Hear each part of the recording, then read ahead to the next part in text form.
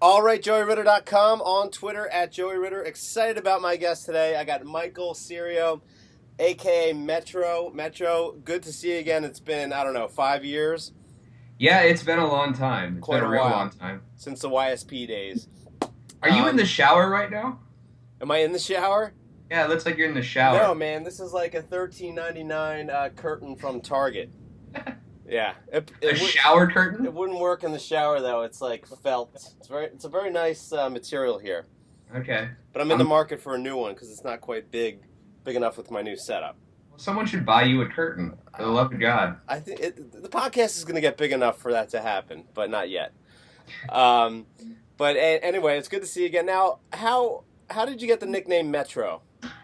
Wow. Well, there's the real story, and then there's the story that I tell that's not as embarrassing. I'll tell you the real story is when I first started working at YSP, God, which is like a long time ago. I started on a show called The Barsky Show, which is actually how I met you. Mm-hmm. And when I first got there, there was Barsky and Kim Douglas was on the show, and there was a guy named Vinny the Crumb, and Vinny was like man's man, like I can fit your car, and I can build you a bookshelf, and I came in and kind of what I'm wearing right now. Right, right. So Metro, like at the time, like if you remember, if you want to go way back to 2005, Metro was kind of a nice way to be like, he looks really gay, Uh-huh. but he's not gay. He just acts and looks like he's gay, metrosexual, and Right. that's kind of how that all came to be. See, I kind of thought that was the answer, but your name is Michael Serio, and that's an M and an O, so I didn't know if that kind of had that kind of nickname thing to it. You know what? It's one of those things like I've never been like a nickname guy. It's just something that kind of stuck with me. When I got to that radio station, there was already a guy working who was Michael, and there was already there was just no place for me to go, so they had to give me a new name, Uh-huh. which is silly. Do you still keep in touch with everybody from the Varsky show? You know what? I do a little bit. I've kind of lost touch with Vinny because he's like a giant Food Network star now. Really? Yeah, he was on that show, World's Worst Cooks or Okay. whatever, and like came down to the final. Like he was part of the finale. So he was all over the place last year. Haven't talked to him that much. Kim, I still talk to every once in a while. And Barsky is in Miami now doing radio. Okay, still kind of the same talk format thing he was doing before? Yeah, I think so. I think he's on a little bit more of a news kind of tip with it, but I think he's enjoying himself. He's down there with family, so. Yeah, so when you got your start, it was a very new format. Howard Stern had just crossed over to satellite, and YSP, which was a rock station for so long, decided to do this talk show format, and it was just pretty much 24 hours of talk show, which was pretty new for like a non-sports radio type show. And I don't know, I loved it. I listened all day. I was in with like Opie and Anthony, you guys, and Kid Chris. But it kind of like died off quickly. Why do you think it didn't last in Philly radio? I mean, it's tough to say. It's tough to people. The way people listen to radio and the way that people consume radio is they very much kind of punch in and out of it, and it needs to always be about something that they care about. And morning shows work because you form a loyalty to them, and you kind of know the characters and know what's going on. But it's tough to do it all through the day because, in the office, like it's tough to put a station like that on in the office. Like we were never on in a dental office. Right, right, It's right. just gonna happen. So, I mean, it got kind of consumed by big music stations like that, and they decided to bring back the rock, and they did that for a while. So, But that was okay because you kind of stayed on as a DJ, and probably wasn't exactly what you wanted to do, but you were still doing DJing and playing the rock songs, right? yeah, I mean, I love that era of YSP, and that's kind of what I started as, and I developed this kind of thing over there where I dodged bullets and like shows would go away and I was kind of the toaster that came with the house when a new one moved in. But I loved everything there and I still miss that radio station. People were super passionate about it, which is cool. Yeah, yeah. It kind of like ended weird. I remember I was listening like when it went dark, when it went to the sports format. And yeah, it's just a weird era that just kind of ended. But you know, fortunately, you got the podcast thing going. Metro and Gordon do the internet, and it's an awesome podcast. I listen to a bunch of podcasts, and I'd have to say your podcast by far, like not even close, is the best produced podcast I've ever heard. Just the way you do, your segues and your cut-ins and your musical intros. It's just obviously you have all your DJ experience with it. But I listen every week, and you get great guests on there and stuff. Like, how do you pick your guests? Is that all up to you guys? I mean, I still produce a radio show, so the guests that are on Metro and Gordon to the Internet are kind of the ones that I wouldn't put on the radio show. It's kind of the B show for what I do right now. Wow, I'm surprised to because you had Dom Irera on there, you had Jeremy Roenick, guests that I would love to have on my show. So, I think they're great guests. But it's just you've done 50 episodes. And did you ever think it would go that long when you guys started?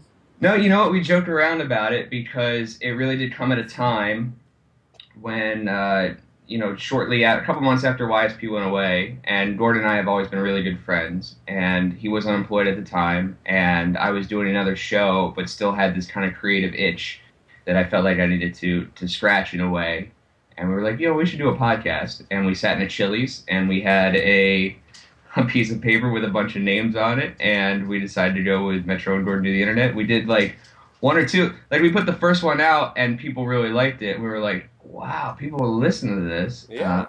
So as long as people still listen to it, I still want to do it.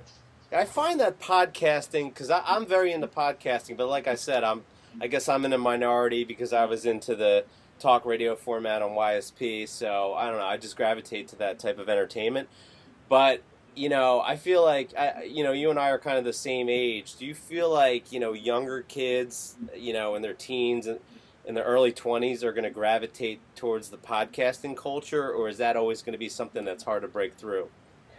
I mean, it's tough to say. I mean, spoken word in general is such a great thing, but it's finding the teens and that culture that have the attention span to do it. I mean, it's one thing for them to listen to 3.5 minutes of a Kesha song. It's another to listen to, a 15-minute interview with a guy that they've never heard of before. Right. Yeah. No, I hear you.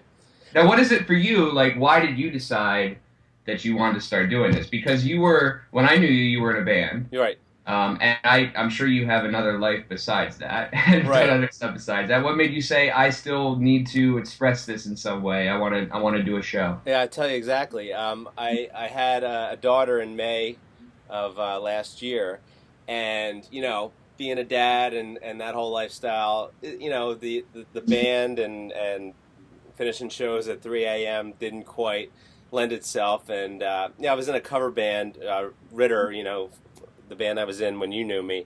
We lasted a good 10 years, and then I did a cover band for a while, and then I did like acoustic stuff, and it kind of started to slowly dwindle right as I was having the baby. And then just the same kind of thing as you sitting in Chili's. I'm just, I had a creative itch. I still felt like I had a lot to give. And, I can dedicate a half hour a week doing this. I only do one show a week. But I just came to me out of the blue. I'm like, because I listen to podcasts and I listen to so much, I just felt like, I'd like to have on guests, bands that I played with. And it started just interviewing friends. And then, I was fortunate to get a lot of bands that I listened to in high school and got to talk to a lot of bands that, like, were huge to me in the 90s and stuff that I've fortunate to have on the show. And it's just been awesome, And it kind of, I'm starting to feature more Philly talent and stuff, and I'm trying to get a Philly flavor for it. And, the video thing, I feel like it's unique. This is, the audio of this is streamed to a podcast, but I never push it. I don't think anybody knows it's a podcast. Everybody kind of knows it as the video interview. But yeah, it's just kind of like the stage I'm at in my life and what I want to do now. It's pretty awesome. That's cool, and I feel like so many people have that in them, and they just kind of put it in a drawer somewhere and Mhm. don't do anything with it. Like I'm sure, there's people that played band in high school, or they were in some kind of drama club, and then they grow up and they're doing finance during the day, and they're like, well, that was so much fun, but whatever. Yeah. No, do it. Like that's the cool thing about right now is there's so many possibilities and like so many ways to put yourself out there. Sure. Like if you're gonna post a status on Facebook, why not put a little effort behind it and download an app and make something? Absolutely. Yeah. Especially with the internet, you can, like when I started this show, I had like 40 followers on Twitter, and now I'm like, that's kind of the social media engine I'm using to build this a little bit. And now I have a couple hundred, and people are kind of checking it out week after week, and I'm trying to involve people, like when I have guests and stuff, and I say like, hey, if you have questions for this person, tweet them at me, so people feel like they're involved in the show. And it's I'm not setting the world on fire yet, but it's definitely like a climb. It's pretty cool.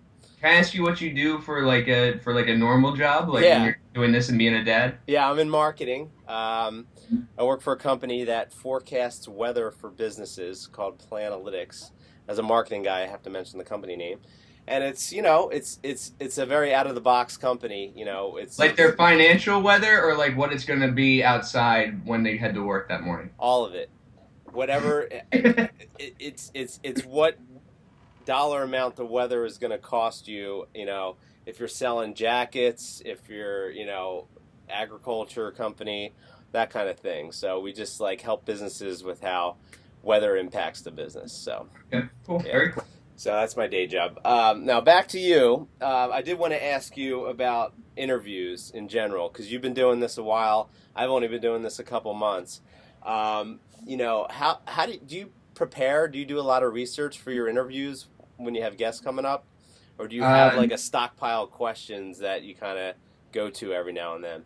No, I mean really neither. Like for me, the best interview in the world is if I say, "So what are you up to right now?" and they tell me something fascinating, and then we do 15 minutes on what their day is like. Yeah. I mean, I just kind of soak in details about people, and from time to time, like whenever we have someone on, like I will read the Wikipedia or do whatever, but I try not to. I don't feel like that's natural, and I don't think you ever get good stuff out of that. Yeah, I hear you. 20 other people have asked them, what was it like to work with Robert De Niro? But, whatever just springs up in a conversation. I'd rather have a conversation with someone than do an interview with someone. That's clearly the best conversation that's interesting for the listener. I try. Now, I definitely am the opposite. I do read the Wikipedia and I take notes and stuff, but then I'll ask like stupid questions like, what's your least favorite household chore? So like the first couple questions, tell me about the band, tell me about the new album, but then I'll try to get into that kind of stuff that you're talking about. Right. The key is, that I've learned, is what you do is when you tape an interview, like when you record something, front load it with all the stuff that you're really supposed to ask them and that they really care about, and then do all the other stuff that you want to talk about. And then if you need to cut some of that stuff out, you cut some of it out. Yeah, now that's true. I'm glad you mentioned that, because this show is just straight. There's going to be no editing. It's record, and this is what's going on the internet. Now, your show, I just love it because it's so seamless, and the editing is great. It's you and Gordon are talking about your day, your week, your weekend, and it's like, we got Don Mara on the phone. Hey, Don, what's going on? It's like right there. I mean, but it doesn't sound like it's an awkward edit. It just flows together perfectly. Right. I mean, well, that comes from years of just being a production nerd and like growing up in a production studio and piecing things together. And there's still like a thing about, like, I still get geeked out about the way a song comes in or the way that something ends. Like, I like that kind of stuff. Yeah.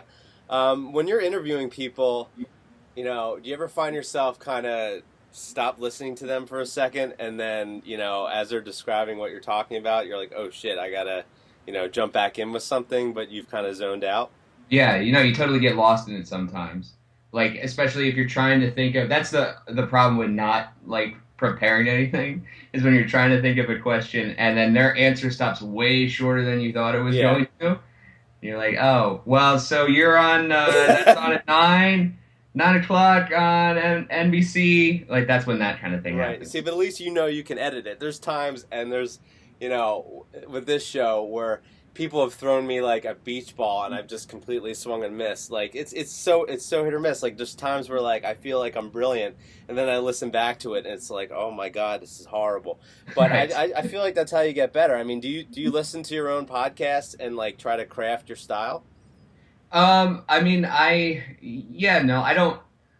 I don't listen to it to take notes on it. I listen because I don't know if it's egotistical, but I think it's funny. So like Right. if I'm going on a trip or something, like I'll pop in an episode and I'll listen to it just to make sure it's okay. I'm Uh, but I don't really critique myself that much. I try not to. Yeah, I'm glad you said that. Some people don't admit to that, even if they do it. Now, one of my favorite clips of you a couple years back is when you were at YSP. You had Mark Paul Gosselaar in the studio, and you played the "Friends Forever" song from Saved by the Bell. Yes, Friends. that happened. All right. Yeah.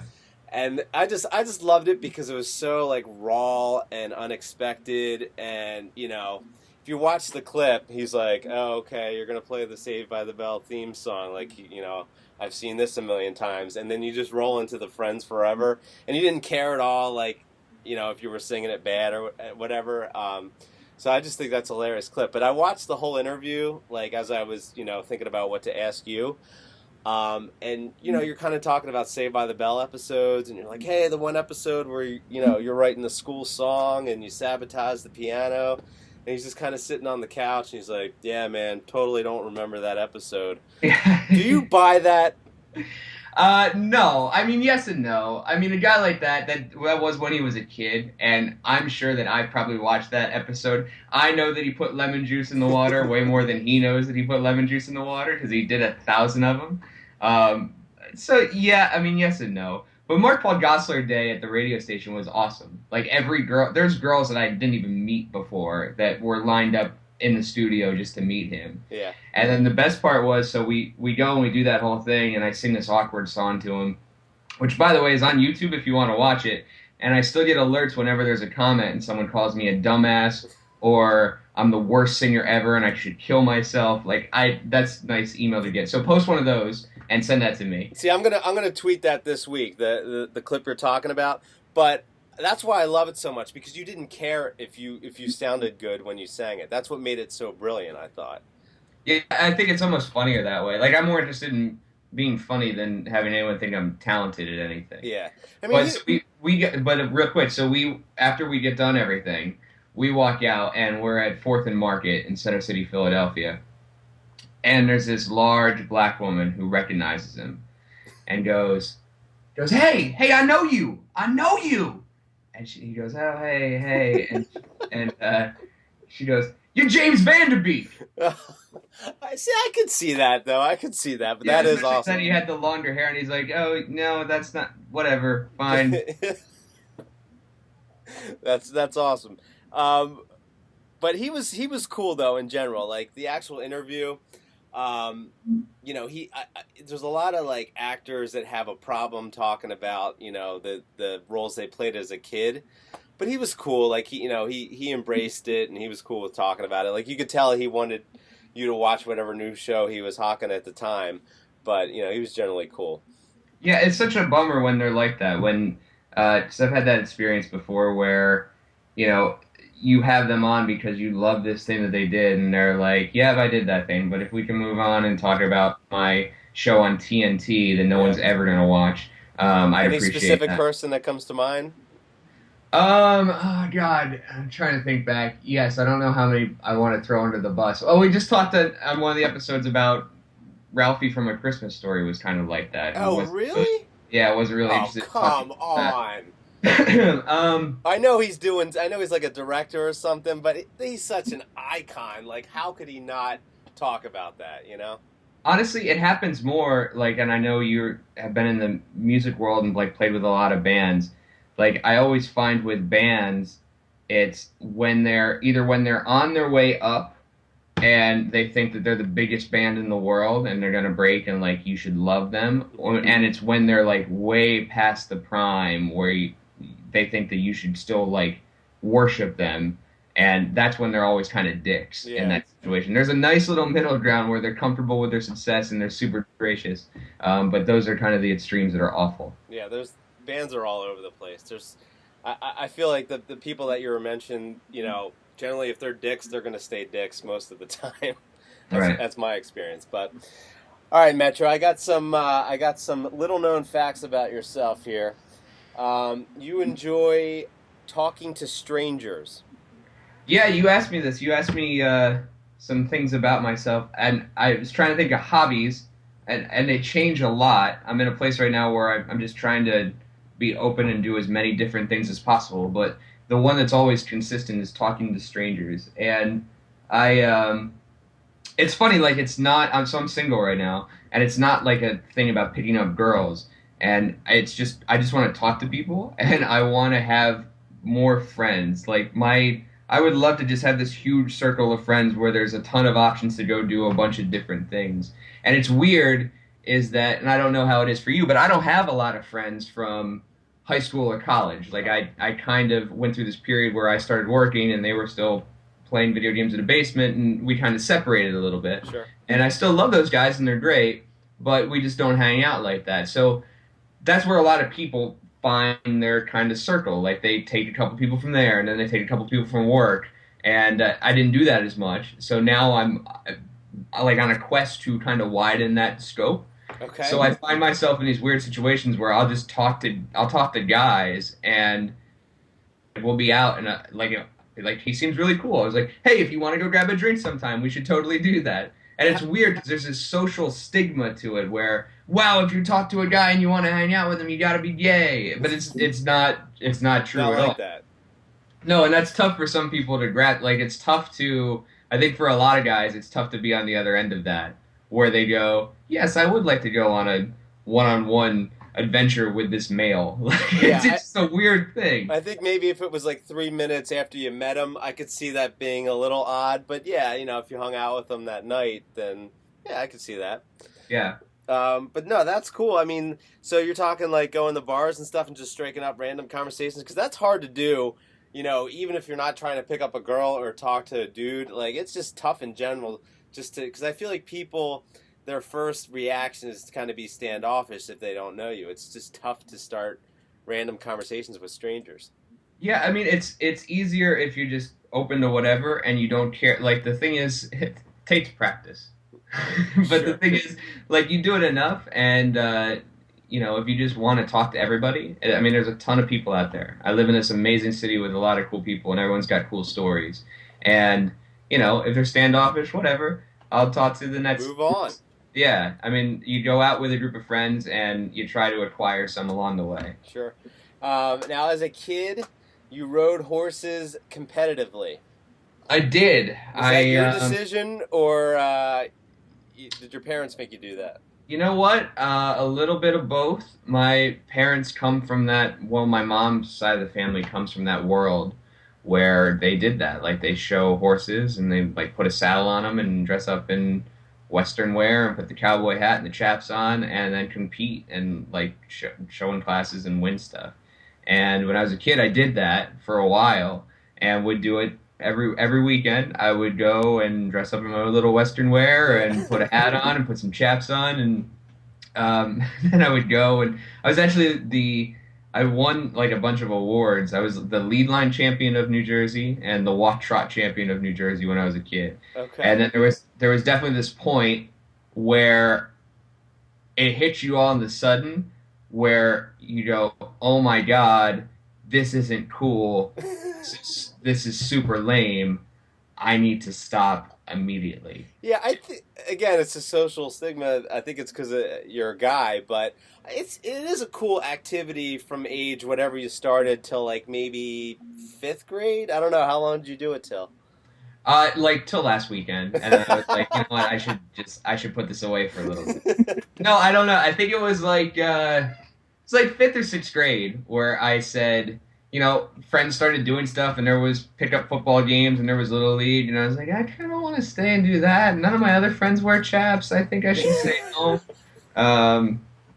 So that's kind of when I got away from it. It also coincides to when you start noticing girls and start caring about how you look in front of girls. I think at that age. Yeah, which the crazy thing is, I still have family that's in that world, and just it's very similar to like going to a country music show.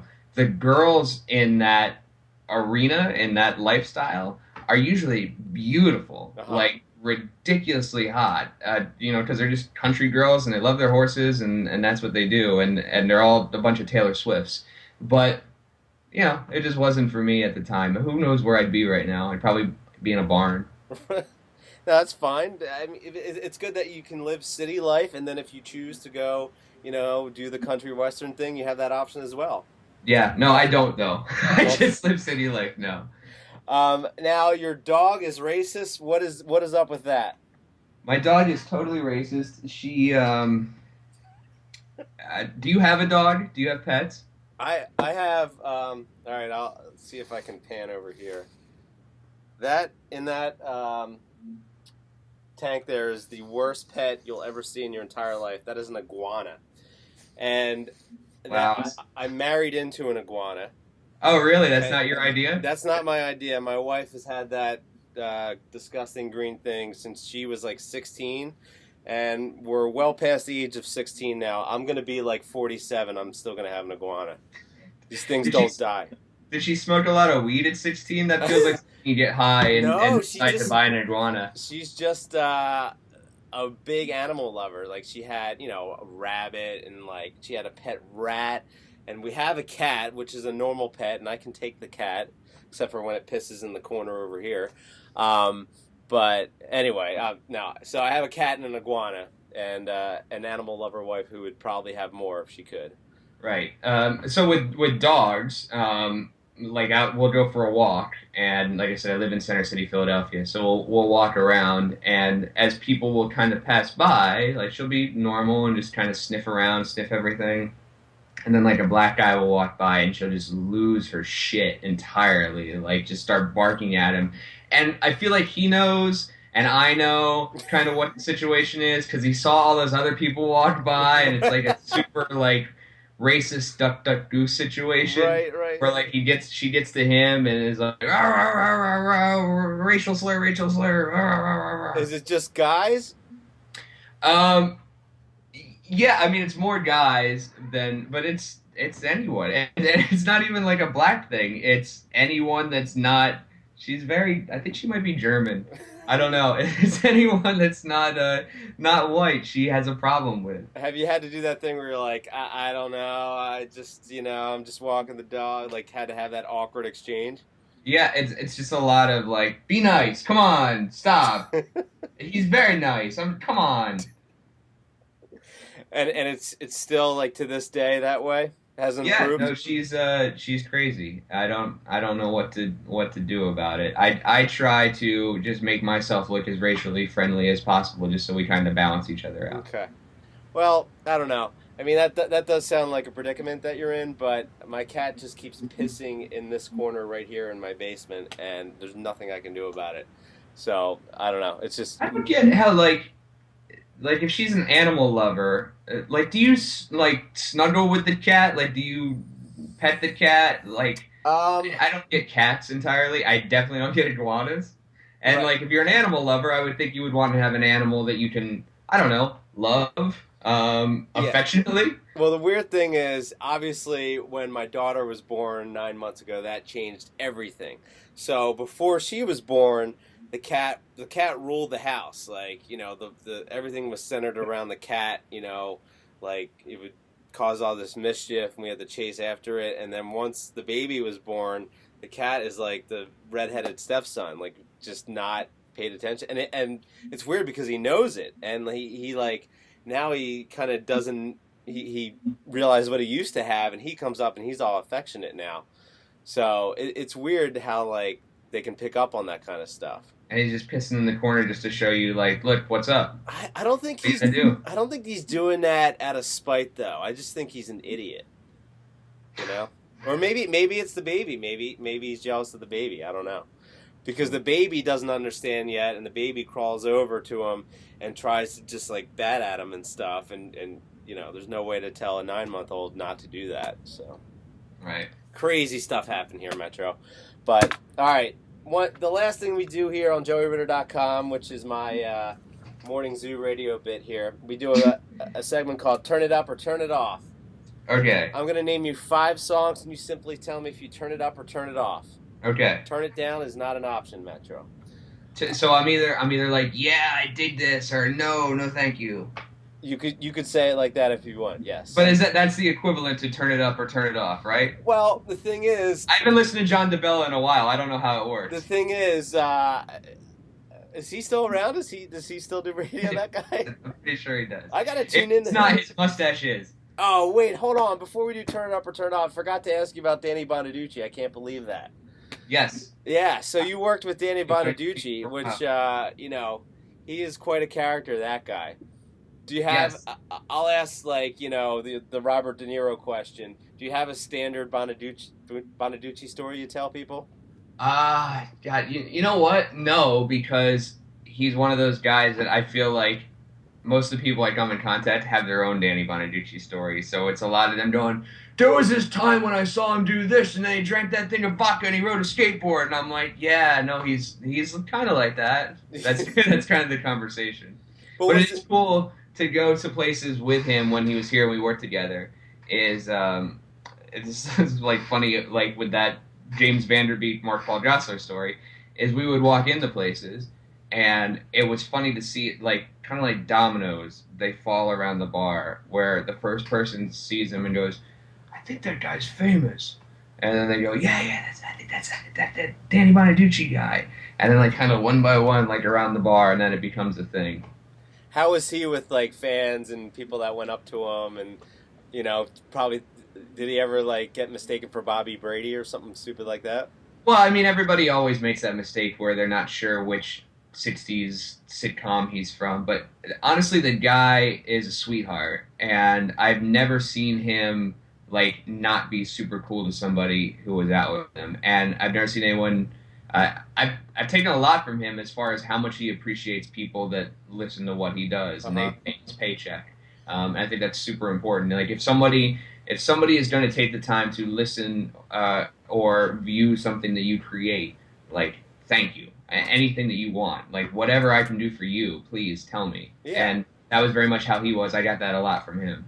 I feel like he really is like that. When you see him and when you listen to him on the radio, but he did that show on VH1 that was very confusing because it painted him as just like a crazy guy, which maybe he was at that time, maybe he was at a different point in his life, but I just remember one time his wife was singing on stage with other dudes and he stopped the show and screamed at all the guys and made his wife leave, and I feel like that was obviously for entertainment, and it kept my attention to watch the show, and that's what you need for a TV show, but I could see that not really being him.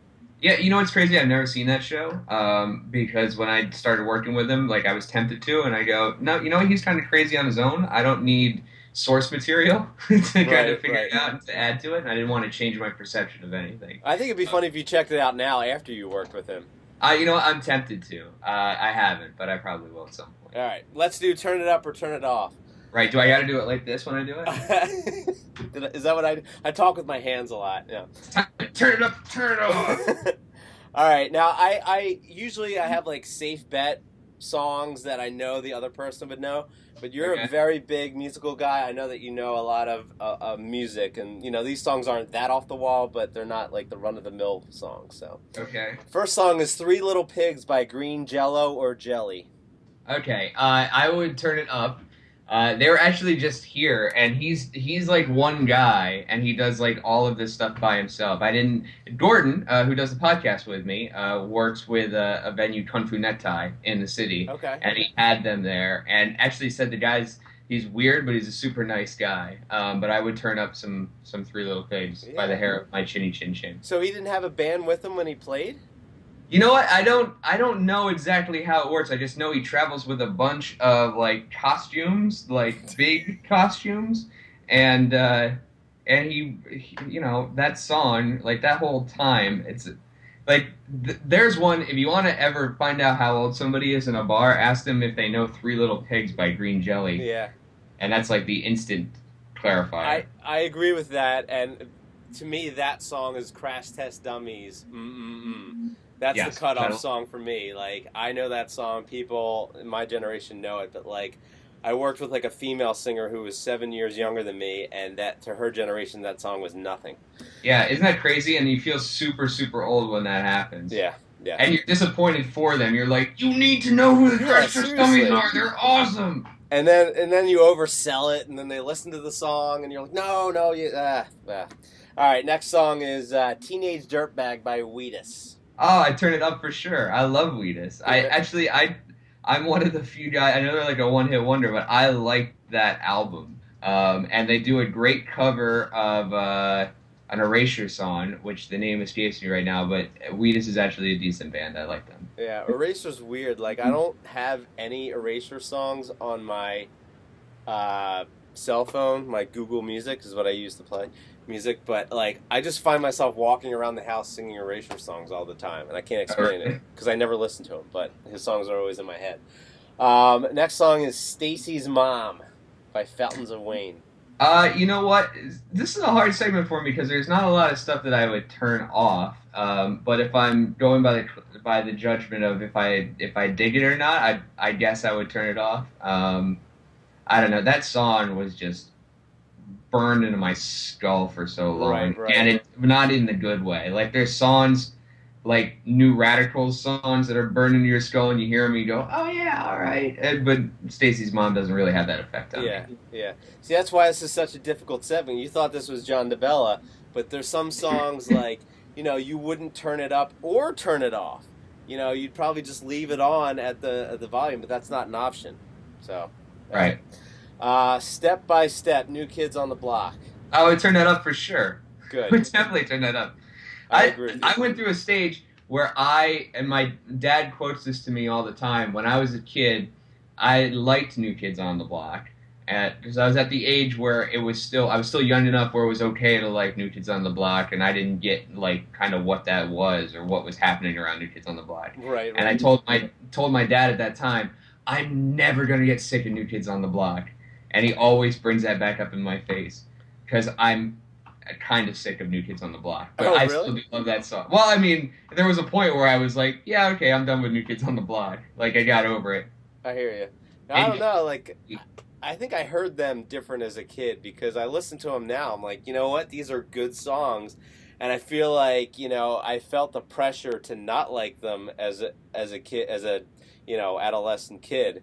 I wasn't adolescent. I was in like what, third grade, but yeah, I don't know. I just think like because I was afraid my friends would make fun of me if I liked the New Kids on the Block. yeah, no, totally. I was at the right age where I was just young enough where I didn't have that bone in my body yet, Hmm. where you worry about what other people think about what music you like. And I'm like that now too. Like I like so much stuff that there's a 14-year-old me that would hate on so much stuff that I do. But it's like, well, you get to a certain age and you're like, there's nothing that's taboo or weird or like guilty pleasure. Like I don't believe in guilty Sure. pleasure. It's stuff that you like. Just Yeah. like it, own it. I'd say a great turning point in my life where I was like, okay, on my own, I discovered myself is when I didn't care what people thought about my musical taste, and that happened sometime in middle school, like seventh or eighth grade. I think it was like, you know, transition from like Smashing Pumpkins to Green Day. That whole time period, like it was popular and people were listening to it, but like I was listening to offshoots of Green Day that really wasn't popular, and I don't know, I just didn't care what people thought, and it was a great feeling to have at that age. So, all right, last song is "I Want You Back" by Jackson 5. Oh, I mean, it's one of the greatest songs of all time. Of all the Jackson 5 songs, that's probably my favorite Jackson 5 song. Yeah, I'm such a sucker for a good pop song, and that's one of the best of all time. yeah. See, you're an audio nerd. You got to listen to that song in like a really good sound system, like two solid JBL speakers pumping that song. the way that they recorded it and the way that the instruments are separated into two speakers, like, makes that song better than I'm what sure. you're thinking of right now. It's Sure, they talked about that, like, if you want to really nerd out, like, they talked about that with vinyl. Like, if you listen to vinyl, like, stuff that you've known for years that maybe before your time, and then you go on vinyl and there's, like, instruments that you didn't even know were there. yeah, It's just been so processed out over years of kind of crunching it down into MP3s and putting it on CDs, and you put it on, you're like, oh my God, there's a horn in that song. That's right. crazy. Do you listen to vinyl? Do you collect it? You know what? I grew up with the way that I first got into music was my dad had a huge vinyl collection, and he would always on like a Saturday morning bring down a stack of 45s, and that's how I learned about bands, and that's why I went through my Duran Duran stage for a while. Yeah, that's But I don't anymore. I really should. It's just I haven't set myself up to quite do that yet. yeah. I'm into vinyl, and I have it in my living room, and my wife can't stand it. She just wants me to put it all in the basement, but I'm like, no, it's staying in the. I like bought a really nice furniture piece just so I can make it less of an eyesore. But same thing with me. When I was a kid, like my parents were going through a divorce, and that has nothing to do with the story really. But like they didn't have time to really care if I was going through all the records and ripping the records out and, taking the covers and sleeves and just making a mess on the ground. So, like, when I was a kid, I just was a free-for-all in all the vinyl records. And like, instead of playing with, like, G.I. Joes, I would play with vinyl records. And I, like, attribute that to, like, how early I got into music and, wanting to play music and just being into it now. So, like, I don't know. That I just have such a soft spot for vinyl. I'll leave you with this. Next time that your wife gives you pressure, and I'm sure she's lovely and awesome, and but next time that she pressures you on the vinyl and about you having to put it someplace, you just pan her over to the other woman sitting in the cage and Perfect. Right. go, remove. See? Yeah. It's your move. Awful. Awful time, Metro. Hey, thanks so much for doing the show. I appreciate it. Hey, People thanks check for you out having me, at metroradioshow.com. I usually have the URL written down, but I don't. Yes, metroradioshow.com. The easiest way and the best thing that you should do if you care and would like to listen to this podcast ever is go to the iTunes store and subscribe. Just search Metro and Gordon in the iTunes store, and it'll come up there for you. We already did 50 of them. We have a head start. So if you haven't listened, go listen now, and we'll crank out a few more for you. I recommend it. I listen every week. Metro, thanks a lot for doing the show. Cool. Thank Talk you, to you. sir.